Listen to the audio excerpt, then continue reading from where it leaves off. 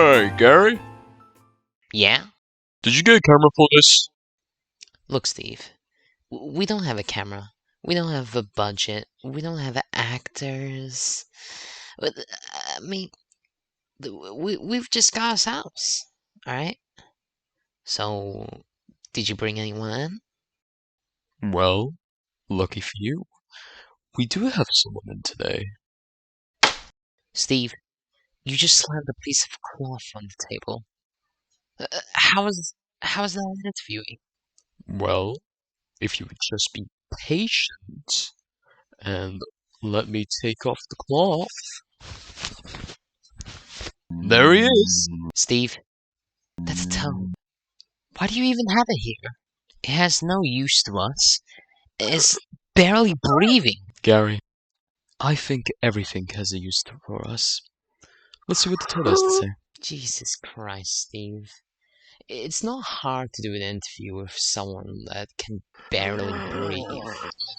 And also, in Central and South America, our population was growing in America until 102 of us got deported to Australia and North Queensland in 1935.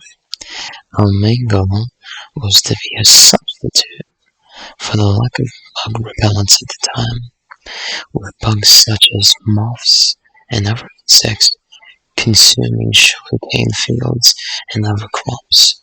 And apparently, we were so good at it that they just let over 3,000 of us go into the wild in that same year, going from place to place in Australia and going around 40 to 60 kilometers a year. Brisbane was the first place to be visited by cane toads in 1940. Then, in the 1980s, they spreaded more into northern Queensland, visited the Iron Range in 1983, and the Tip 1994. Soon enough, they were back. In 2001, they found to be heading westward towards the Northern Territory, and that is their most recent location recorded date so far. I hope they still have plans to going west though. But now, the major question is, how did they survive? Well, it all starts with their ecology. To begin with, toads are classified as reptiles, but how do toads feed?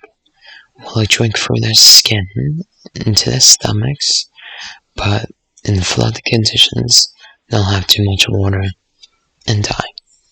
All good though, because they can repopulate at around 30,000 at max, and 8,000 at the smallest in large ponds or creeks. Their eggs hatch in about 2 to 3 days, and on top of that, they can have intercourse any time of the year. And while they're doing that, they can feed on the wildlife's eggs by digging through burrows that frogs left, or eating bird eggs. It doesn't matter to them, because they're practically invincible. Most animals that try to beat them, it doesn't go well for them, because all species, if a cane toad is consumed by the shoulders without proper care, in 15 minutes they will die. And cane toad's skin is extremely durable and resistant to most climates. Now, why are they a problem?